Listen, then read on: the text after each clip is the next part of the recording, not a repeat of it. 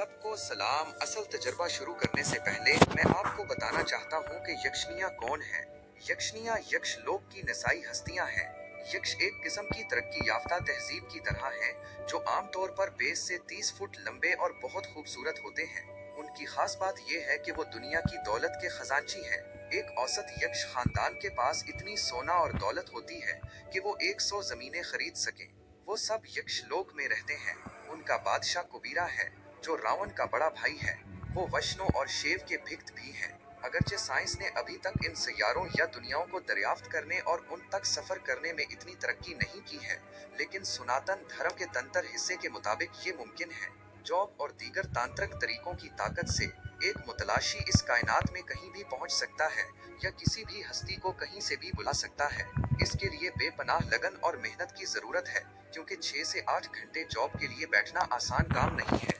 यहाँ तक कि हमारी आम जिंदगी में भी हम एक जगह पर बैठकर 3 घंटे की फिल्म नहीं देख सकते। हमें दरमियान में वक्फे की जरूरत होती है।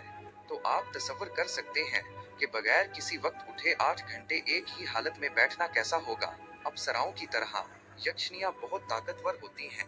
यक्षनी साधना बहुत मुश्किल है और वो बहुत सख्त इम्तिहान लेती हैं, जिनका मुतलाशी को सामना करना पड़ता है। उन्हें अप्सराओं के साथ मत उलझाएं। अप्सरा बहुत नर्म और मिलनसार फितरत की होती हैं, क्योंकि वो देवता हैं। सबको सलाम। ये तजर्बा मुझे एक मुतलाशी ने ईमेल के जरिए भेजा था। मैं ये कहानी आपको इसी तरह सुनाऊंगा जैसे वो आपको बता रहे हैं। गुरुजी, मेरा नाम अशोक है और मैं मध्य प्रदेश में रहता हूँ। मैं इस बारे में मजीद मालूमात जाहिर नहीं करना चाहता।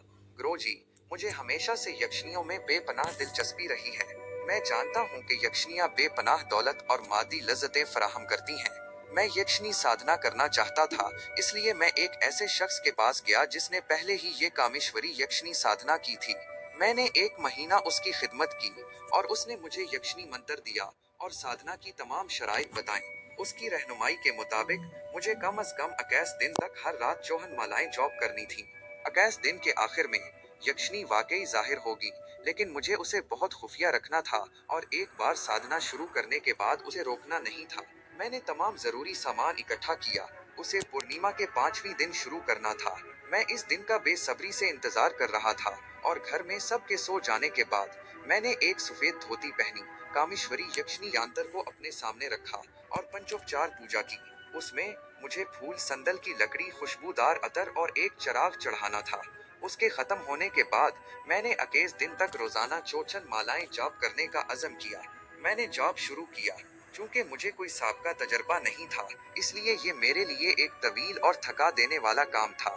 इसमें तकरीबन 6 घंटे लगे। ये करने के बाद मैं तकरीबन 3 बजे सो गया। सुबह में बहुत देर से उठा। मेरे वालिदैन ने सोचा कि मैं बीमार हूँ।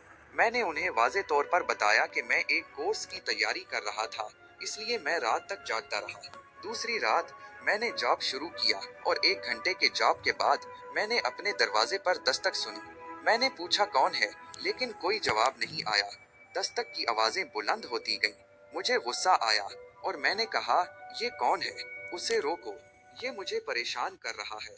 तब मैंने दूसरी तरफ से अपने वालिद की आवाज सुनी और उन्होंने मुझे जल्दी सोने और सुबह उठकर पढ़ने को कहा। मैंने कहा ठीक है, मैं थोड़ी देर में सो जाऊंगा। मैंने दूसरे दिन का जॉब मुकम्मल किया और सुबह मैंने अपने वालिद से पूछा कि वो रात देर तक क्यों जाग रहे थे। उन्होंने कहा कि वो जाग नहीं रहे थे, वो कल मामूल से पहले सो गए थे क्योंकि वो बीमार थे। ये सुनने के बाद मैं हैरान रह गया और 1 मिनट के लिए अपना ज़हनी तवाज़ुन खो बैठा, क्योंकि मुझे पहले से मालूम था कि यक्षनी साधना के दौरान ये सब होता है। लेकिन जब जाती तजर्बे की बात आती है तो ये एक मुख्तलिफ सतह का तजर्बा होता है। गुरुजी, मैं आपको बाकी तजर्बा भेजूंगा क्योंकि मेल बहुत लंबा